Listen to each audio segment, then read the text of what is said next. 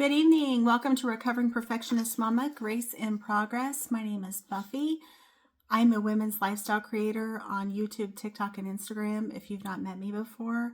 I also have a true crime podcast called Grace and Gavel, where truth meets compassion.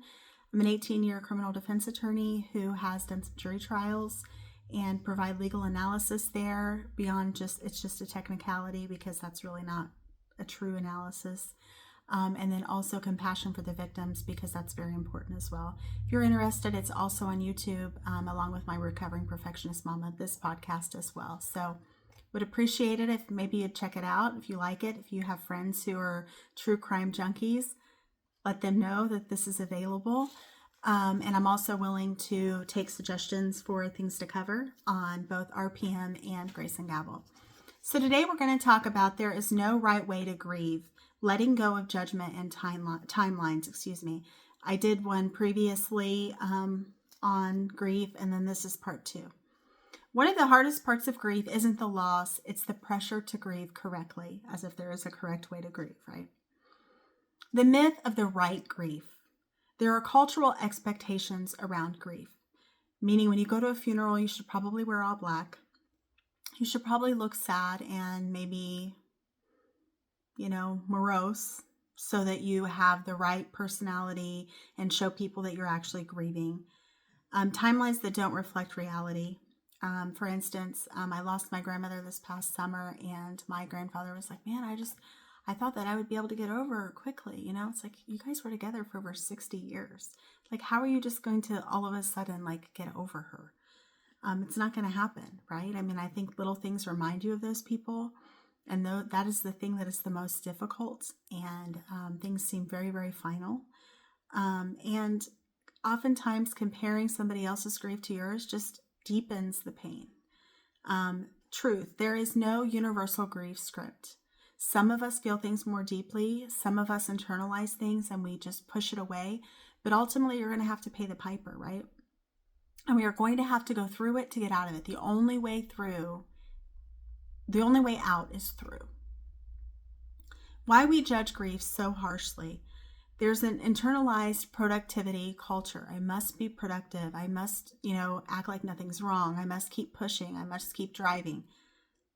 And then spiritual bypassing. We try to just focus on that was God's plan. That's what God wanted us to do.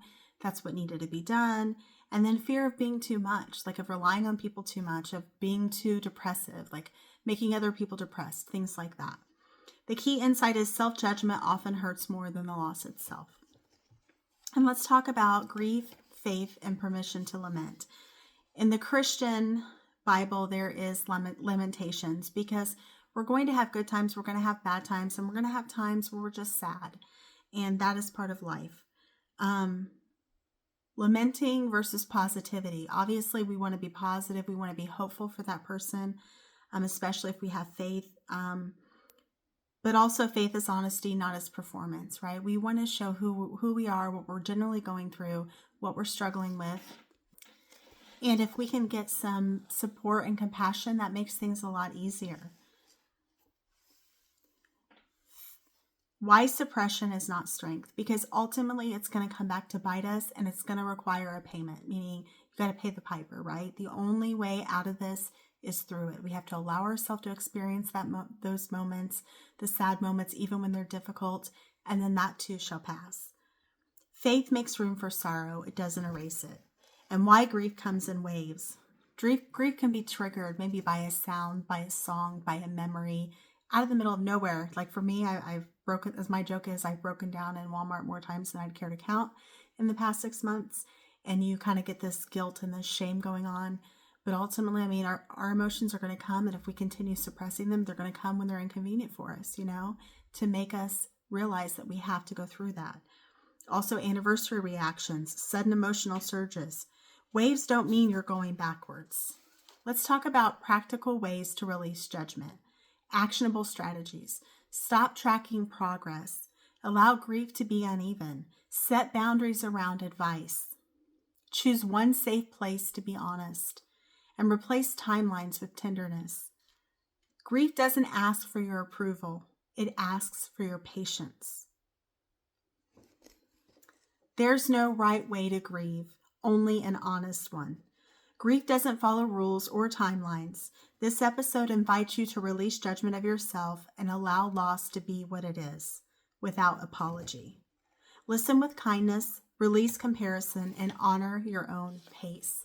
Thank you for tuning in, and I hope you have a great rest of your evening. And if you're struggling with grief, know that I understand where you're coming from, and I wish you well on your journey, although it's, not an easy one. It's something that we all unfortunately have to go through by virtue of being human. So again, my heart goes out to you, and I hope that you will have a smooth, as easy road as possible, which I know is probably not possible, but wishing that for you anyway. Thank you for tuning in, and I hope you'll come and see us again soon. Have a great day. Bye-bye.